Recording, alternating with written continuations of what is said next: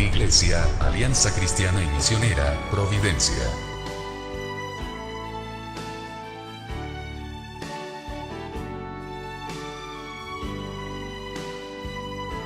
Les esperamos en Avenida General Bustamante 60, Providencia.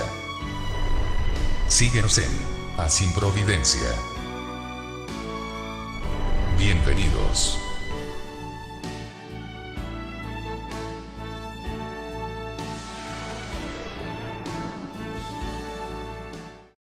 Los primeros capítulos, hasta el capítulo 3 del libro de Apocalipsis, tenían cierta claridad. Habíamos descubierto que eran mensajes a la totalidad de la iglesia. Un mensaje a resistir en medio de la adversidad que significa un imperio terrenal, un reino terrenal, cuyos gobernantes exigen ser adorados como si fueran dioses. La no adoración de estos seres, de estos falsos dioses o autodenominados dioses terrenales, la no adoración implicaba la persecución, eventualmente la muerte. Pero en esas cartas se les llamaba a ser testigos fieles, a resistir, porque al que venciere se le daría la corona de la vida, las vestiduras blancas, no serían borrados sus nombres del libro de la vida. Así es que el Apocalipsis era un llamado a resistir sobre la base de que quien pide la resistencia es mayor y más grande y verdadero Dios en comparación a los falsos dioses terrenales. Todo el Apocalipsis en realidad es metafóricamente la pugna, la lucha, la polémica o el conflicto entre el imperio y la iglesia. Entre, así simbolizado, una serie de monstruos que ya vamos a ir viendo y el Cordero de Dios Jesucristo. Todo es una pugna entre el verdadero Dios que exige adoración y todos los múltiples falsos dioses de este mundo que sin embargo se levantan con un poder tan avasallador, tan intimidante, que el creyente se siente insignificante frente a estos poderes. Todo el Apocalipsis va a hablar de esta pugna. Y los primeros 3 capítulos hablaban del llamado a las iglesias a resistir. En el capítulo 4, la semana pasada, se nos explicaba cómo en el Espíritu este vidente, Juan, el que escribe el libro, el que recibe la visión, es llevado al cielo, es llevado a la presencia de Dios y contempla un entorno que él describe de una forma que para los lectores habitantes en Chile en el 2016 resulta casi incomprensible. Empiezan a aparecer las figuras raras que tanto miedo nos ocasionaban cuando queríamos leer el Apocalipsis. No lean el Apocalipsis porque está lleno de figuras raras. Sí, desde el capítulo 4 en adelante lo descubrimos. Pero son raras para nosotros hasta cuando podemos explicarlas nomás, ¿no? Lo que hace Juan es explicar lo que ve en los términos de una gran liturgia celestial. Una liturgia como él y sus lectores originales imaginan. Por eso descubrimos que el escritor probablemente es un cristiano proveniente de un entorno judío. Y por eso cuando explica lo que ve, lo explica con una serie de símbolos y una serie de guiños, imágenes, que los judíos de su época entenderían perfecto y que a nosotros nos parte la cabeza. Y entonces dice que en esta gran liturgia celestial Hay 4 seres vivientes, no voy a repetir la prédica de la semana pasada, la pastora ya la predicó y está en internet para el que no la vio, ¿no?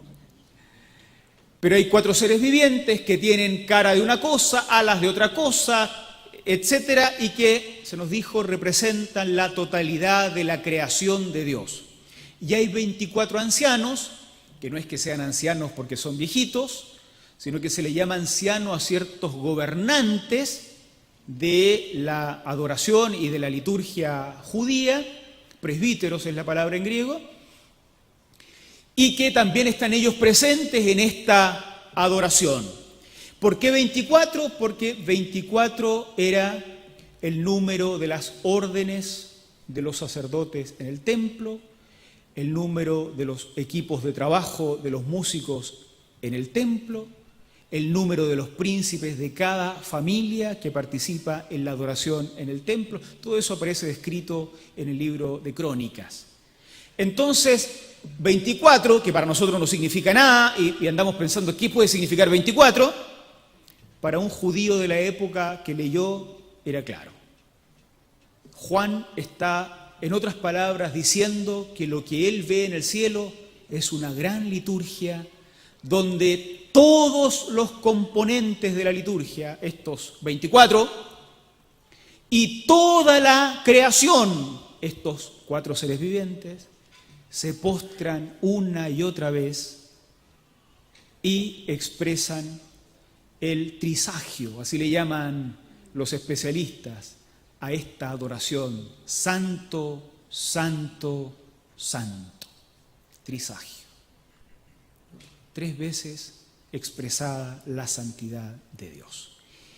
Ese que está ahí arriba, y esa es la idea del capítulo 4, ese que está ahí arriba, sentado en el trono, ni siquiera exige adoración, como los reyes de este mundo que por decreto exigían adoración.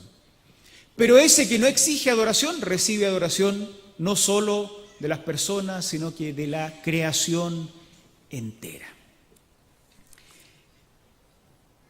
En eso está Juan terminando de describir la liturgia celestial cuando comienza nuestro capítulo 5, que acabamos de leer.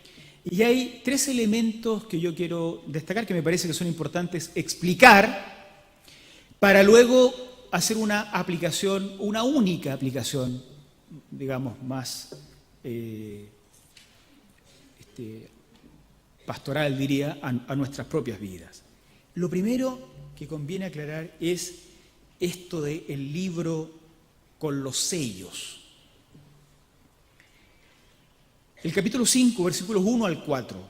Vi en la mano derecha del que estaba sentado en el trono, que es Dios, un libro escrito por dentro y por fuera, sellado con 7 sellos.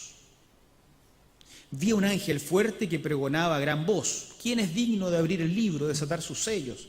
Y ninguno, ni en el cielo, ni en la tierra, ni debajo de la tierra, podía abrir el libro, ni aún mirarlo. Y lloraba yo mucho porque no se había hallado a ninguno digno de abrir el libro, ni de leerlo, ni de mirarlo. Uno no tiene una imagen del libro con 7 sellos. Es difícil.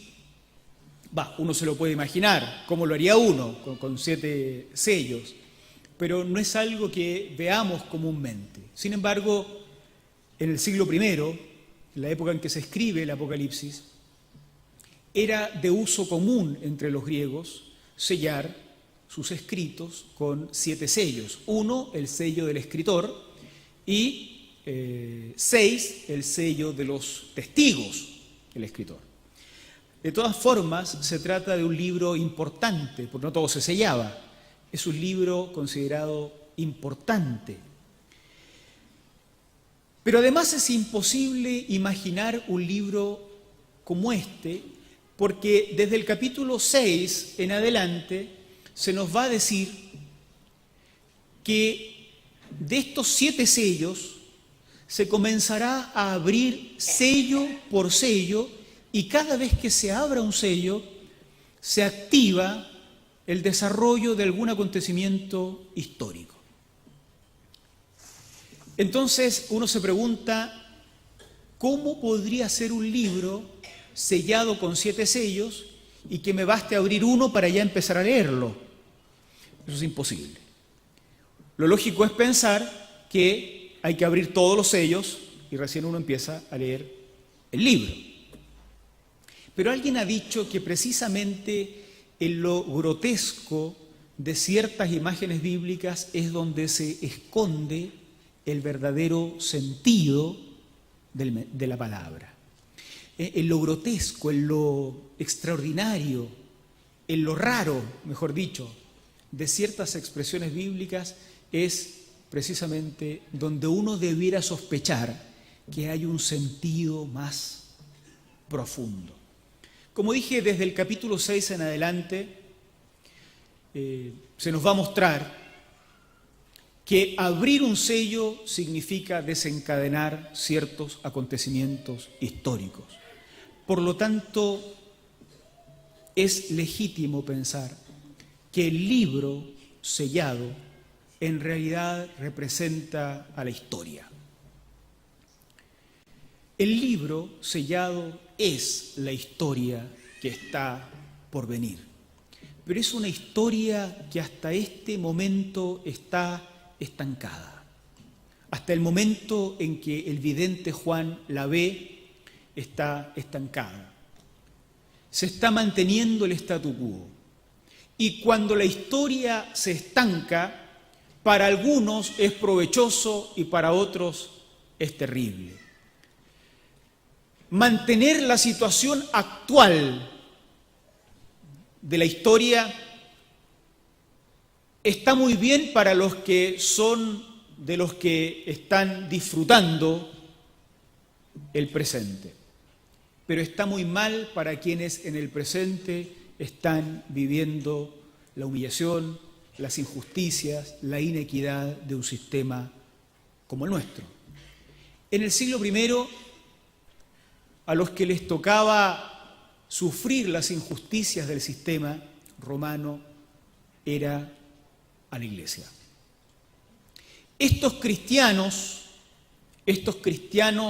que están en la base precisamente de este libro, son cristianos que viven en una situación de opresión, que viven la injusticia, que están puestos entre la espada y la pared. Por un lado, si acceden a rendir culto al emperador como era la instrucción, se le abrían muchas puertas de bendición. No de bendición, sino que de riqueza, de fama probablemente. Se abrían muchas puertas para superar los malos tiempos que tocaba vivir. Pero rendir culto al emperador era dar la espalda a Dios. Por otro lado, si decidían rendir culto a Dios y dar la espalda a los cultos imperiales, lo que obtenían del tiempo presente era la persecución, la opresión, la injusticia y la promesa, sin embargo, por parte de Dios, de un día recibir la recompensa. Así es que la historia esté detenida en esta situación era lo que no convenía a la Iglesia. Era lo que posibilitaba que se mantuviera o se eternizara la situación de inequidad y la situación de desesperanza de estos primeros creyentes. Recuerden ustedes que el mismo escritor de la carta está desterrado en la isla de Patmos, probablemente trabajando en las minas, y quién sabe, vestido en harapos. Que la historia esté detenida era bueno para unos, pero no precisamente para los cristianos. El ángel, descrito como un ángel fuerte, grita: ¿quién es digno de abrir los sellos? ¿Quién es digno de tomar el libro y desencadenar el curso de la historia? desencadenar a la historia para que llegue a su fin y evitar que esté detenida en medio de la situación de desesperanza y de injusticia. ¿Quién es digno de cambiar el curso de la historia, de impulsarla por los nuevos caminos? Y no se encontró. Nadie. Nadie tenía en su mano la posibilidad de desencadenar los acontecimientos que lleven al fin. Se busca en todos los lugares conocidos en la época: el cielo, la tierra, debajo de la tierra. Y no se halló uno digno de movilizar la historia. Y Juan llora. El llanto de Juan es el llanto de los cristianos que miran al futuro como si no hubiera futuro, que están parados en su presente como al borde de un precipicio, que han perdido probablemente las esperanzas, que habían sido convocados a resistir, pero nadie resiste sin esperanza. Y frente a este monstruo que se levanta enorme contra los pequeños cristianos, las esperanzas comienzan a perderse. ¿Quién puede cambiar el curso de la historia? Si no se cambia el curso de la historia, el fin es la aniquilación. Ya saben ustedes lo de la forma de la pacificación romana. La pax romana no era sino la imposición de la pacificación a sangre y espada.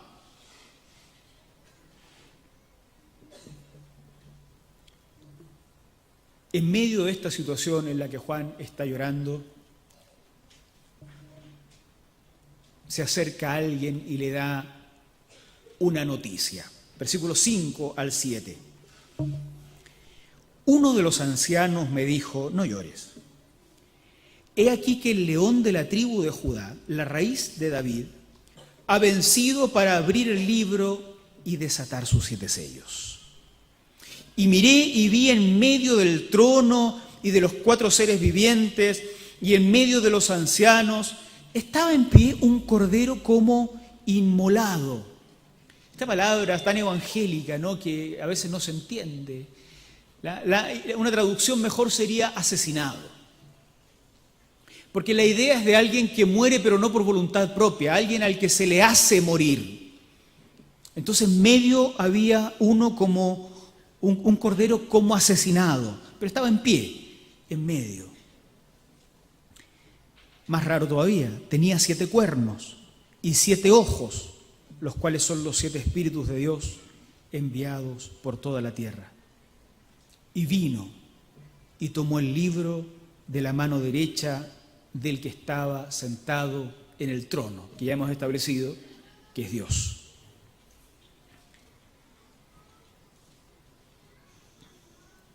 Este anciano, de los 24 que estaban en la corte celestial, en esta gran liturgia de adoración a Dios, se acerca a Juan y le dice: no llores. Uno tiene que imaginar lo que significa estar enfrentando lo invencible, porque esa es la imagen que tiene el Imperio Romano. No ha habido rey, no ha habido pueblo, no ha habido nación que haya podido resistir el avance, la opresión y la instalación de las leyes romanas. Y acá hay un grupo de cristianos con hambre, con frío, incapaces de resistirse ni siquiera al destierro. Así está Juan cuando es llevado al cielo, ve esta cosa tan gloriosa, pero se da cuenta que la historia no hay quien la cambie.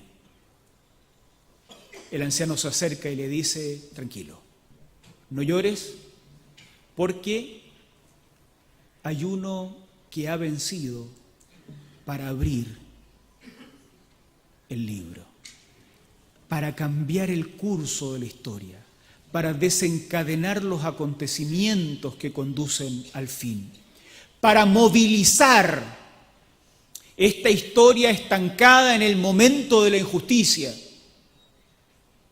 en el momento de la opresión, en el momento de la persecución. Hay uno que ha vencido. ¿Y cómo lo describe? Dice, el león de la tribu de Judá y la raíz de David. Y nosotros decimos, ¿y qué es eso? Los que son evangélicos de hace muchos años acá probablemente han leído esto y ya saben, porque el lenguaje evangélico lo hemos usado muchas veces. Pero estos conceptos, que para los occidentales pudiera no tener mucho sentido, son conceptos que para los judíos del siglo I significaban todo. En efecto, el león de la tribu de Judá y el vástago de David eran expresiones así llamadas mesiánicas. Eran formas poéticas en que se describía al Mesías prometido. Israel había esperado por siglos que algún día, porque esta era la profecía, algún día se levantaría de entre ellos el ungido, el Cristo, esa es la palabra griega, Cristo es la misma palabra hebrea, Mesías, castellana ungido, un rey, que sería por fin el rey perfecto, que conduciría a la libertad y al reencuentro con Dios a todo Israel. Ese era el Mesías esperado y para referirse a él se usaban estas expresiones poéticas como el descendiente o el vástago o la raíz de David, el gran rey de Israel, o el león de la tribu de Judá. Hay otras formas y figuras, pero Juan usa estas. Y entonces, cuando los lectores originales del Apocalipsis leyeron eso, entendieron claramente que el que se estaba parando en medio de los ancianos y de los seres vivientes, en medio de la corte celestial, era el Mesías, al que ellos habían estado esperando. Y miré, y vi que en medio del trono y de los 4 seres vivientes y en medio de los ancianos estaba en pie un cordero como inmolado. Otra imagen difícil de entender.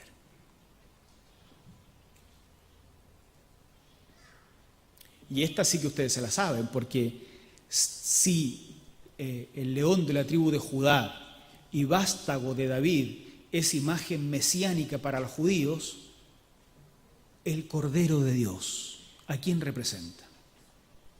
A Jesucristo, expresado entre los cristianos como el Cordero de Dios que quita el pecado del mundo.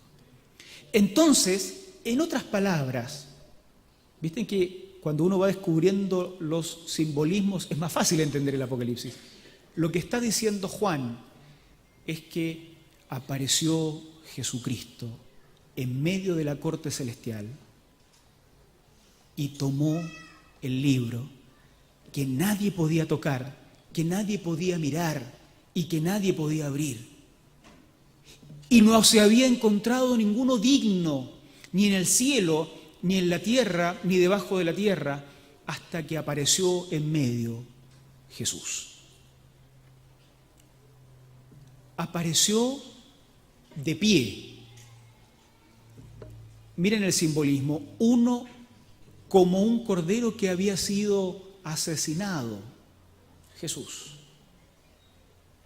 Lo que está pasando acá es que Juan se está dando cuenta que la resurrección de Jesucristo posibilitó que el Señor tomara en sus manos el curso de la historia.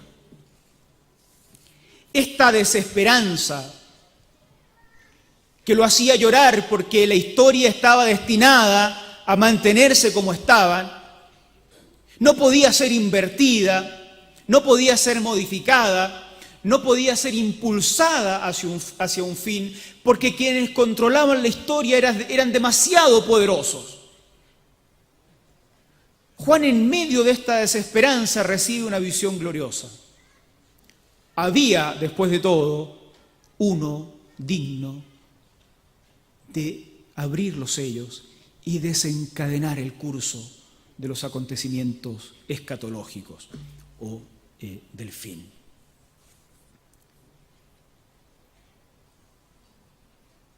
Pero este cordero todavía tiene una descripción más rara. Se dice que tenía 7 cuernos. Aquí es donde, cuando ustedes miran los dibujos de personas que dibujan sobre el Apocalipsis, nos parece una cosa incomprensible, un cordero con 7 cuernos, y eso pasa porque no entienden que esto es simbolismo. Fíjense que ya en el libro de Deuteronomio, cuando Moisés bendice a las diferentes tribus de Israel y se refiere a José, le dice que su gloria será como astas de búfalo.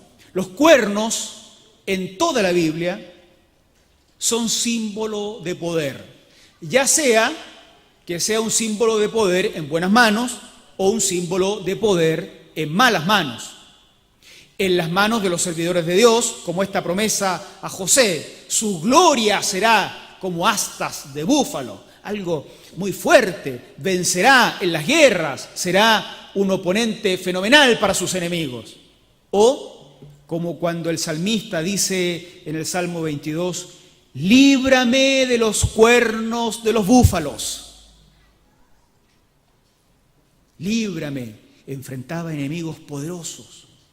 Los cuernos es símbolo de poder en la Biblia. Por eso este cordero que había sido asesinado aparece ahora vivo, porque es muy poderoso.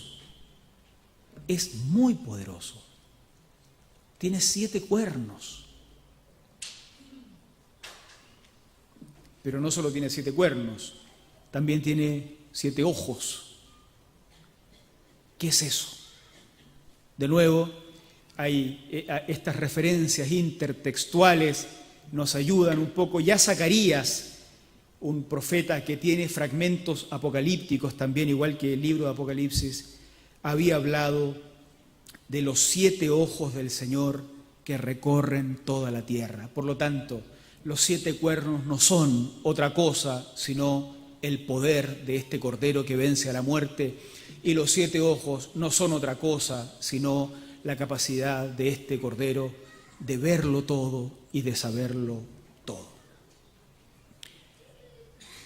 Este es el que está en pie y es digno de tomar el rollo, el libro y desatar sus sellos. ¿Qué pasa cuando lo toma? Lo toma de la mano del que está sentado en el trono. ¿Qué pasa cuando lo toma? Miren el versículo 8. Cuando hubo tomado el libro, los 4 seres vivientes, los 24 ancianos, se postraron delante del Cordero. Todos tenían arpas, probablemente en realidad en vez de arpas uno debiera traducir cítaras, y copas de oro llenas de incienso, que son las oraciones de los santos. Y estos cantaban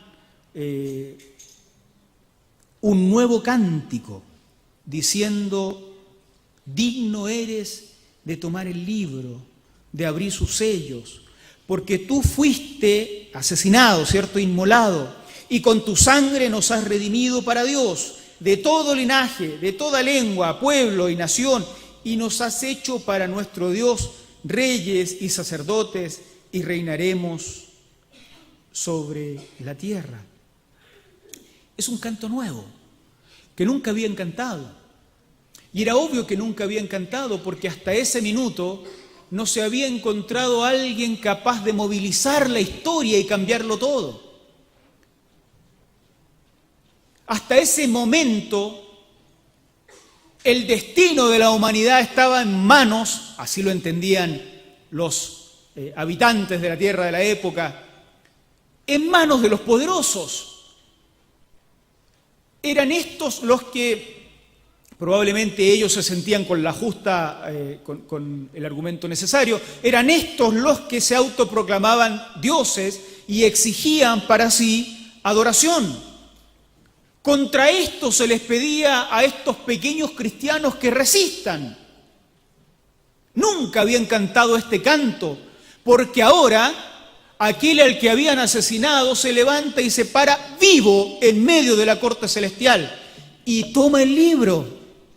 Y entonces es posible desencadenar los acontecimientos de la historia que conducen a un final insospechado para los dueños o aparentes dueños de este mundo. Así es que nace un canto que no habían conocido antes, que seguramente es el canto que puede cantar el que aparece vestido en harapos de unas minas de trabajo forzado, llevado al cielo y se da cuenta de que el trono celestial está de su lado. Le brota un canto, un aleluya, no voy a decir viva Chile porque no todos son chilenos acá, pero le brota algún grito de alegría, un canto nuevo que no habían cantado antes. Digno eres, a este le dicen, a Jesucristo, Mesías prometido para estos judíos que lo esperaban, Cordero de Dios para los cristianos, los pequeños cristianos, comunidades empobrecidas. Bueno, esos son los ancianos y los seres vivientes que explotan con un canto de alegría, con un canto de alabanza, cuando aparece el que puede cambiarlo todo. Pero luego se suman los ángeles, muchos ángeles, que el número, dice nuestro texto, es miriadas de miriadas, o como traduce Reina Valera, millones de millones, y se suman ahora a los 24 más los 4 seres vivientes, los 24 ancianos más los 4 seres vivientes. Ahora hay millones de millones, y cantan: el Cordero que fue inmolado es digno de tomar el poder, las riquezas, la sabiduría, la fortaleza, la honra, la gloria y la alabanza. Y se siguen sumando. Después, dice Juan, vio a todo lo creado, lo que está en el cielo, sobre la tierra y debajo de la tierra y en el mar, y todas las cosas que hay, y las oyó decir, sumándose al canto: al que está sentado en el trono, al Cordero, sea la alabanza, la honra, la gloria y el poder por los siglos de los siglos. Entonces, como una especie de tándem, comienzan los que están más cerca del trono, siguen los ángeles y sigue toda la creación, dando gloria y honra y adorando a este que apareció vivo para cambiar el curso de la historia, tomando el libro y, como veremos más adelante, comenzando a abrir sus sellos y desencadenando los acontecimientos escatológicos. Pero es alguien que movilizó la historia. Es alguien que le dice a esta gente: no ha terminado la historia, está cambiando de curso. Él puede cambiar el curso de la historia. Y se le da gloria. Un detalle que a mí me parece muy interesante y que no me aguanto de decirlo.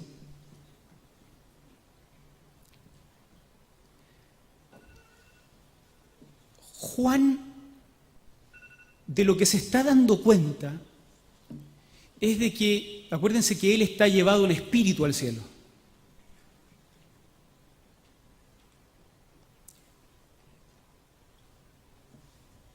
De lo que se está dando cuenta es de que en la corte celestial se canta lo mismo que están cantando abajo los pobres cristianos.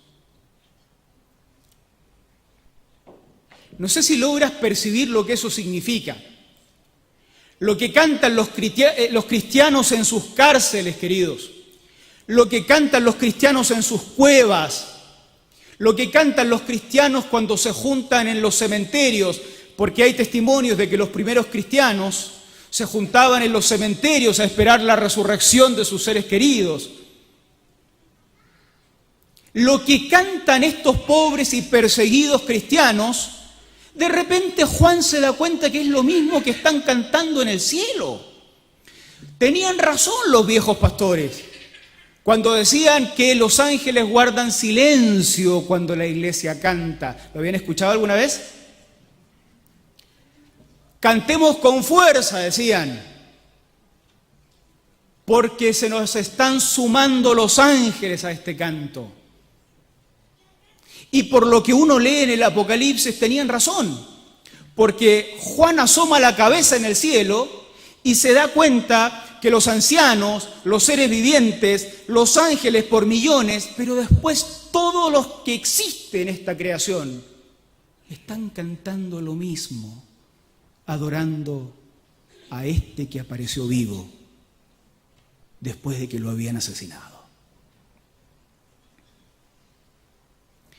Es que entonces cobra todo el sentido del mundo que las cartas a las 7 iglesias me digan: resista hasta la muerte porque tendrá la corona de la vida. Porque después de ver esto yo digo, la tendré de sobra.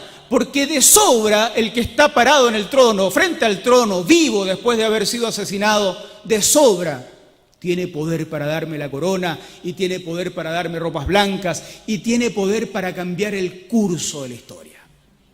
Así es que, claro que resisto, claro que resisto. Una única reflexión para nuestra aplicación les propongo yo, ustedes completen todas las otras.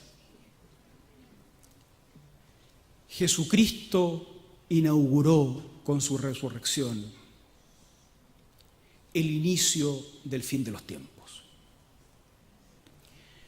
Cuando se aparece vivo ante el trono del Señor, Jesucristo inauguró, desencadenó los acontecimientos finales que se siguen cumpliendo. Pero algo más importante todavía, Jesucristo inaugura la posibilidad de que tú tengas una nueva historia. Por eso se equivocan los que creen que la vida está determinada por el pasado. Esos creyentes que han sido inoculados con el terror que produce, que porque el abuelo fue un brujo o la abuela hizo no sé qué, yo estoy condenado a... Mentira. Se equivocan mucho.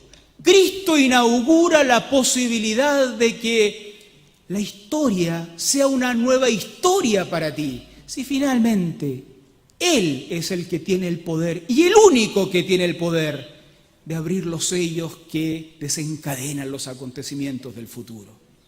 Así es que nuestra historia no está determinada. Nací así y así tengo que terminar. No. Me criaron así y así voy a ser por el resto de la vida. Falso. Así eran mis padres, por lo tanto así tengo que ser yo. No. La sociedad me hace así. Tampoco. El que tiene el poder sobre tu historia futura es Jesucristo. El que estuvo muerto porque lo asesinaron y pensaron que podían acallarlo y pensaron que podían dejar las cosas tal como estaban, tapaditas, calladitas, y pensaron que podían estancar todo, perjudicando a muchos, dejándonos con nuestras miserias, con nuestro pecado, con nuestro pasado, con la imposibilidad de que nuestras vidas sean transformadas. Pero algo salió mal en ese plan. Al que habían asesinado resucitó. Y en su resurrección nos da la victoria. Queridos, Jesucristo es la posibilidad de que nuestras vidas sean transformadas. Jesucristo es la posibilidad de que el futuro para nosotros sea un futuro insospechado. No está escrito, y si está escrito en un trono del Señor, no lo sabe ninguno de nosotros, ni ninguno de los poderosos de este mundo. Es una historia completamente nueva, y por eso tu cántico también es nuevo. Queridos, vivamos una semana en la nueva historia. Vivamos una semana y una vida victoriosa, disfrutando lo que significa que estábamos muy equivocados al pensar que acá se acabó todo. ¡Epa! Acá está comenzando todo. El Señor está abriendo las puertas de la historia para que transitemos por ellas, para que caminemos la vida, para que peregrinemos camino a su ciudad celestial que algún día se instalará. Amén. Amén. Por eso decíamos al comienzo que el Apocalipsis no es un libro para tener miedo. Decíamos que es un libro de esperanza. ¿Y cómo no vamos a tener esperanza? Pensábamos que todo se había acabado. Claro, con la muerte del Mesías se acababa todo, pero resucitó y está vivo. Y no todo se ha acabado, está empezando, por el contrario, está empezando. Vamos a orar al Señor y vamos a pedirle a Dios esa gracia, esa fuerza, esa visión para vivir esta historia que Él está proponiéndonos hacia adelante. Y vamos a orar y vamos a terminar cantando al Señor para darle gloria y para darle honra, y vamos a pedir que nos ayude a vivir una semana en victoria. Oramos.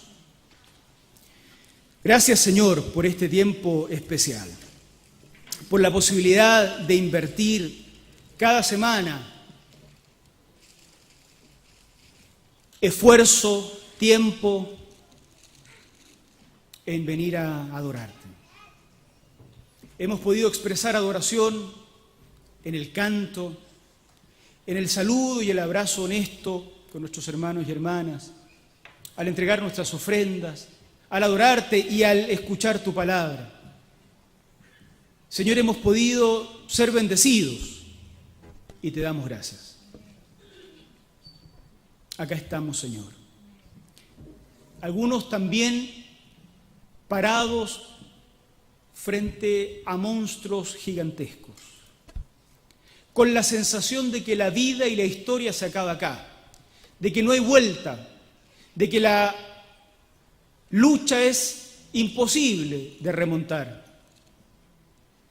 Hoy, Señor, con más fuerza que nunca, queremos recordar que en la liturgia celestial hay uno parado que estuvo muerto y resucitó, y que está tomando el control de la historia, y que es el Señor de la historia y también de nuestras historias particulares. Señor amado, queremos disfrutar lo que significa que en el canto que hacemos acá nos unimos también al coro celestial.